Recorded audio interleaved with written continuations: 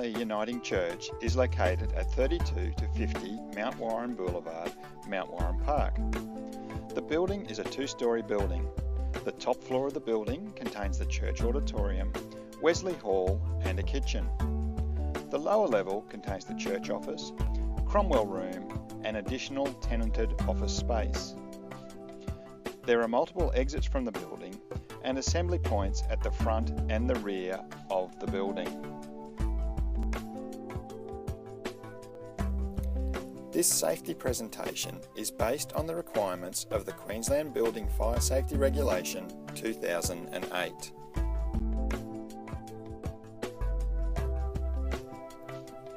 In this presentation, we will look at the escape routes, exits and assembly areas, the location of the firefighting equipment, the use of the firefighting equipment, and finally, the evacuation procedure itself. As part of this procedure, we will also look at the specific duties of event leaders and assistants.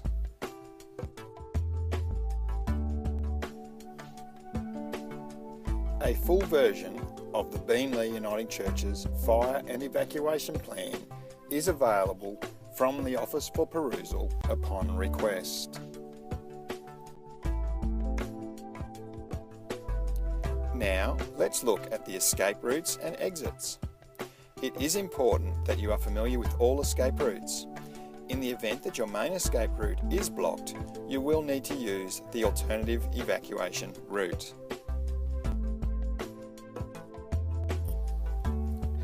There are two exits from the Cromwell Room. The main exit route is through the foyer. Occupants should move to the door, turn right and move to the exit doors.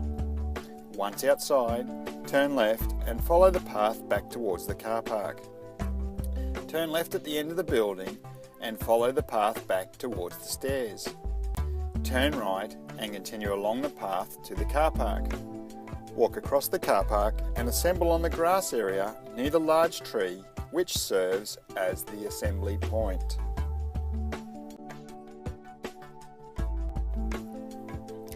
An alternative exit from the Cromwell Room is via the breezeway. Move through the sliding glass door and turn right. Walk down the breezeway to the door leading to the amenities. Move through the door and walk along the corridor to the door at the far end. Exit through this door and turn left onto the path. Move to the corner of the building and turn left to follow the path back towards the stairs. Turn right and continue along the path to the car park. Walk across the car park and assemble on the grassy area near the large tree which serves as the assembly point.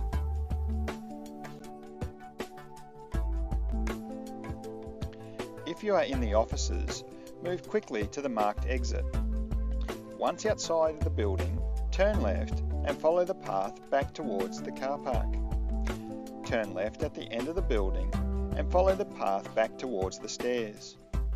Turn right and continue along the path to the car park. Walk across the car park and assemble on the grass area near the large tree which serves as the assembly point.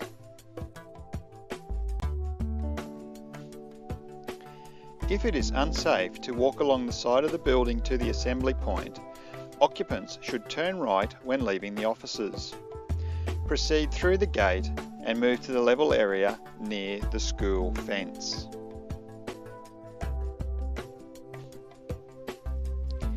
An alternative exit from the offices is through the Cromwell Room. Move into the Cromwell Room and exit via the sliding glass door into the breezeway. Turn right and walk along the breezeway to the door leading to the amenities. Move through this door and walk along the corridor to the door at the far end. Exit through this door and turn left onto the path. Move to the corner of the building and turn left to follow the path back towards the stairs. Turn right and continue along the path to the car park. Walk across the car park and assemble on the grass area near the large tree which serves as the assembly point.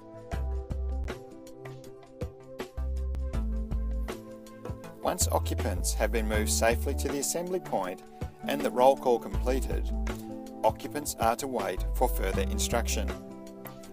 Under no circumstance is anyone to re-enter a building until the all clear has been given.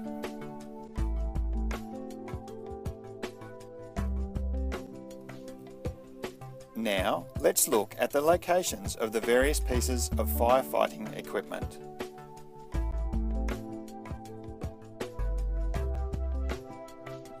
On the lower level, there is a hose reel located at the bottom of the stairs in the breezeway.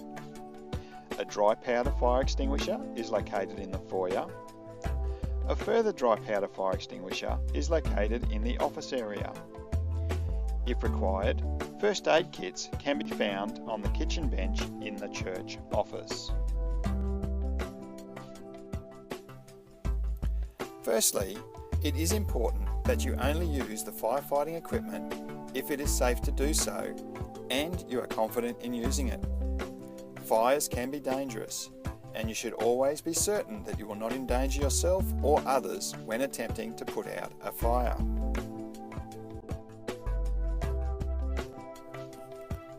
Fire hose reels are easy to use and provide a virtually unlimited supply of water. The hose should be extended to reach most areas of the building. A hose reel is suitable for use on a paper, textile, wood, and most plastic and rubber fires. Do not use the hose reel to fight an electrical fire. Water conducts electricity, so using a fire hose reel on an electrical fire could lead to electrocution. A fire hose reel contains hoses that are 36 metres in length. They are rolled onto a hose reel drum for quick and easy operation. The nozzle of the hose reel is housed in a special bracket designed to ensure that it is stored with the control valve in the off position for operator safety. Hose reels should not be used to extinguish fires involving equipment connected to an electrical power supply. They should also not be used on fires that involve flammable liquids. Burning liquids will float on the surface of the water, and this may contribute to the spread of the fire. To operate a fire hose reel, turn water onto the hose reel by operating the control valve. Remove the nozzle from its bracket and proceed to a safe distance from the fire. Turn the water on by operating the nozzle. Direct the water at the base of the flames. Extinguish the fire by using a sweeping action. When you have finished with the fire hose reel, return the hose and nozzle to its original stowed position.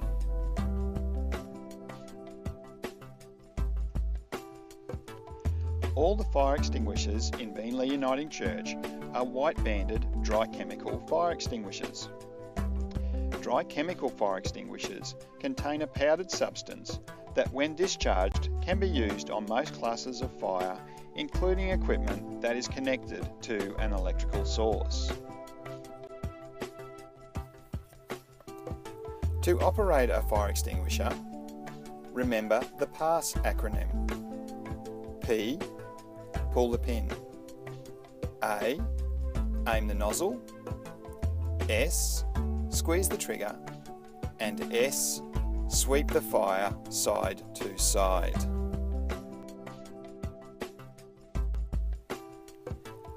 Pull the pin. Hold the extinguisher upright and twist the pin to break the seal.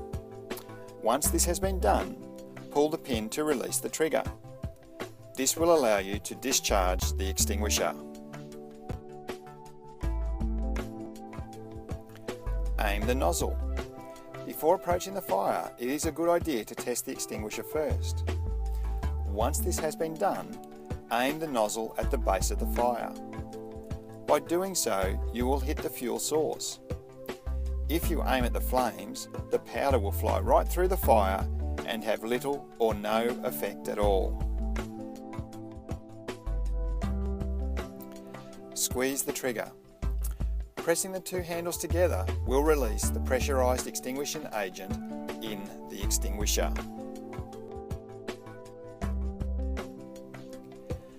Sweep from side to side. Start using the extinguisher from a safe distance away and then slowly move forward. It is important to continue to sweep the fire until the fire is completely out. Once the fire is out, keep an eye on the area in case it reignites. Fire blankets are used to put out fires that cannot be extinguished with water alone, and to save people whose clothing may be on fire. Fire blankets work on fires which are being fueled by ordinary combustibles such as wood or paper, by flammable liquids like oil or gas, and by combustible metals including magnesium and titanium.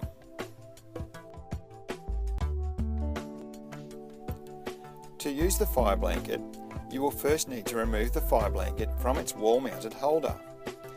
This is done by pulling the two tabs at the bottom. Unfold the blanket so it is completely opened. Hold the fire blanket with your hands wrapped in the top edge of the blanket. This will protect your hands from the heat and flames.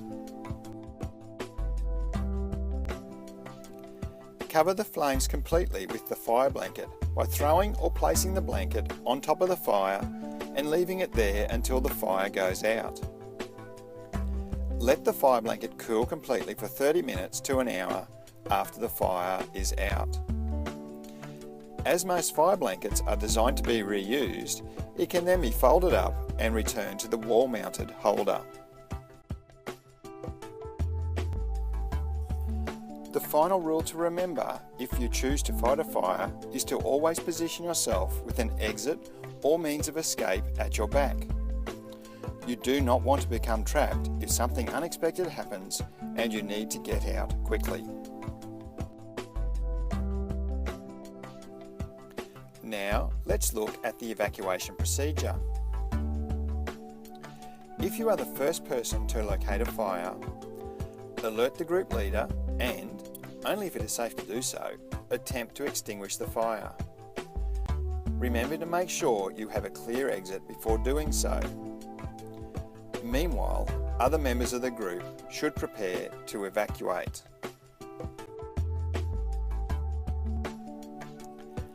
On hearing an evacuation instruction, immediately cease all activity and switch off any appliances, equipment or machinery if it is safe to do so.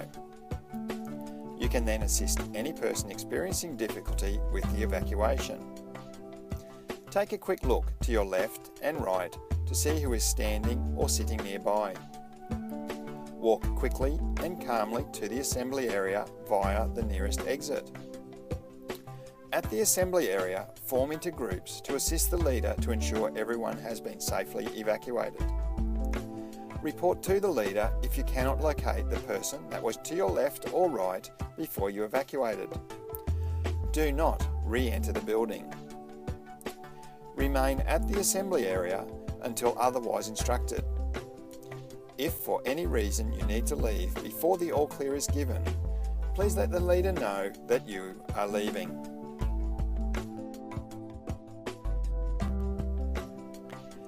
If you are the evacuation coordinator or the person leading an activity or program, there are additional duties to be performed as part of the evacuation process.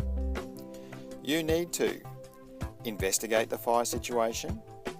If there is any doubt regarding whether there is a fire situation, call the fire service. You must ensure the safe evacuation of all occupants from the building. Account for all occupants at the assembly area. Ensure occupants do not attempt to re-enter the building until it is safe to do so, and meet the fire service and advise them of any information relevant to the emergency. As there are a number of tasks needing to be completed, it may be necessary to share these duties between attendees to ensure a safe evacuation. It is recommended that the evacuation coordinator or the person leading an activity allocate tasks at the beginning of each event.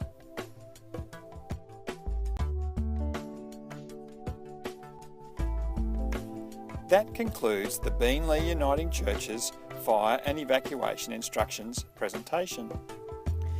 If you have any questions about the information given in this presentation, please contact the church office.